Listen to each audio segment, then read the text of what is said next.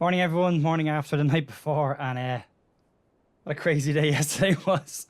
Gonna go through a bit about the Gnonto signing, the details of that as well. Dan James heading out, and a bit about some of the deals that were expected to go through yesterday and have been pushed out till January as well.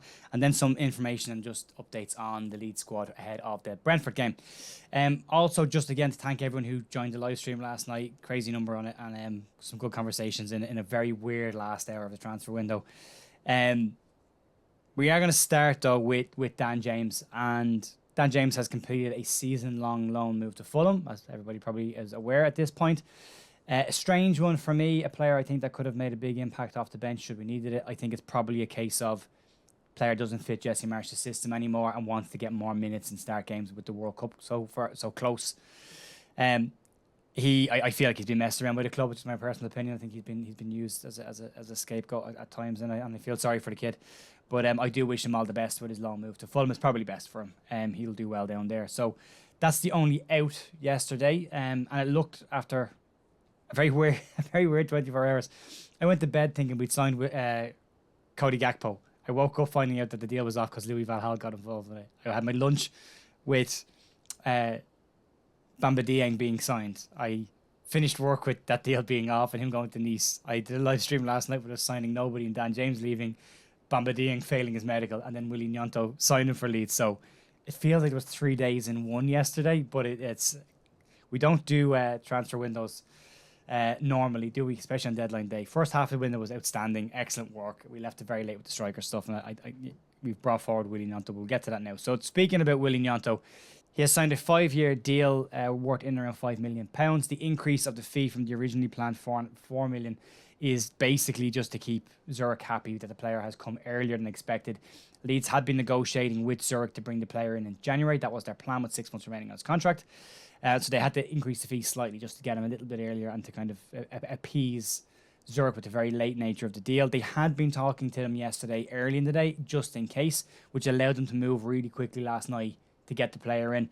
I'm not going to be critical of the signing. I don't think it's the player Leeds wanted to sign. And what I mean by that is Leeds were looking for a Premier League ready striker, and Jesse Marsh has already said he doesn't believe Willie Gnonto is Premier League ready. However, it's still a very exciting player to get an 18-year-old full international who scored for his national side against Germany. So it's a good signing. It'll be a good long-term investment for the club, and we, as always, wish Willie all the best at Leeds and hope he hits the ground running here. He'll get chances. I would expect to see him going to the under-21 team to start though, and I would expect Somerville to start getting more opportunities with James having left. So that's going to be exciting for Somerville as well. Moving on to Brent, Burton, Diaz. We've talked a lot about him over the last couple of weeks. He's been linked several times with Leeds. Leeds made a very late inquiry yesterday to try and buy the Blackburn striker. They were put off by the fact that Blackburn were unwilling to accept anything below £15 million. They're looking for 15 to 20 million for the player. He does only have 1 year left on his deal, which means he can sign a pre-contract agreement with a club in January, which isn't as far away this year as it normally is. Month-wise it is, but you know what I mean. Football-wise, it's a bit shorter, a bit closer. So that's going to be an interesting one. The one that was really stuck out, and I was reading the Athletic this morning, going through some stuff, is Kelechi Iniacho at Leicester. Leeds made a very unusual attempt to sign him yesterday evening, despite the fact that he was involved in a matchday squad with Leicester against Manchester United last night, and it was actually impossible to get a deal done because the player was on a pitch. So that was an unusual one for Leeds to look at, and questionable move on that one, but wouldn't have been a bad signing actually. I like Iniacho. I think he's a decent player, better service. He could probably score a lot more goals.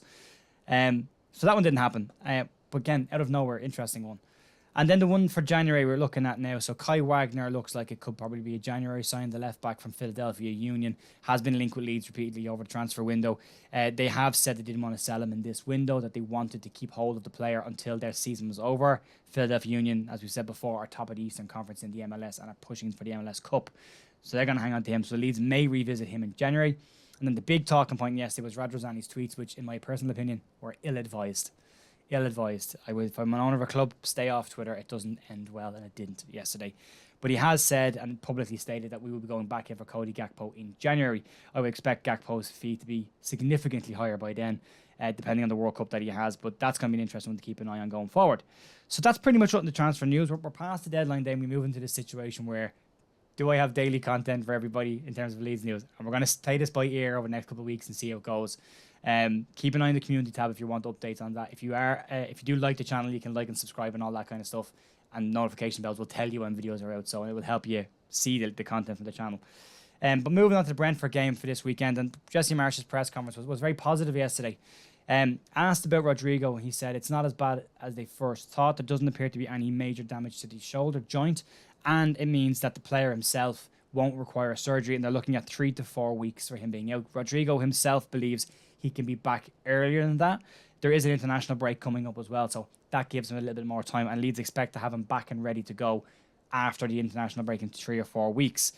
Positive news there. Other positive news on the injury front is, according to Jesse Marsh, everyone is back in training except for Stuart Dallas. He is doing light running work, but every other member of the squad is back in competitive first team training, which I think is the first time in over a year that we've been in that situation where everyone has been back training. So that's a really, really positive one. We're getting all the bodies back, which strengthens the squad. Everyone is worried about one injury to a striker and leaving a short or a left back, but getting all the players back. Cooper is said to be the closest to starting a game. Bamford obviously in that bracket as well for the weekend. And it'll be interesting to see what they do. Robin Cox seems to push his way past Diego Rente and Cooper in Jesse Marsh's eyes, going with what he said yesterday. So he's now looking at him as his first choice centre-half, and given Llorente's form recently, I think Cooper slots back in beside him pretty easily. The ideal situation would be sign a left back and put Stroke in there, but we didn't.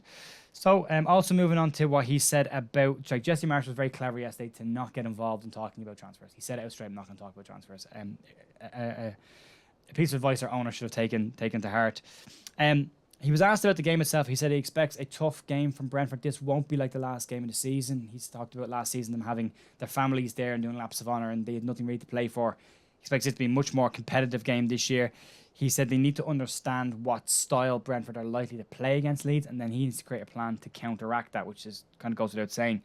But he expects a very different proposition from Brentford. I think that makes perfect sense. I mean, Brentford are a decent side. You know, they've proven they're a decent side, so it'll be a tough game. He also reckons that they're going to play probably similar to Everton, this low block to try and stifle Leeds. And it'll be interesting to see if we can actually get a key to unlock these defences that decide to play this low block against us. But it's looking good for Brentford. The squad is looking strong. I take a draw. I take 5 points out of our next 3 games in this month. We've only got 3 games in September. I happily take 5 points from that. I think we'll be in a very strong position outside of that. And yeah, I think we're in a really good spot for Everton. So let me know what you think. Score predictions for the weekend. Are we going to win, lose, or draw? I would take a draw right now, but I'm an eternal pessimist, so I'll take a draw. Let me know what you think. And as always, thanks for everyone who watches the content and watched the live stream last night. And if you want to support the channel, there's buttons you can press. You don't have to. And I'll see you back here tomorrow for more news. Bye.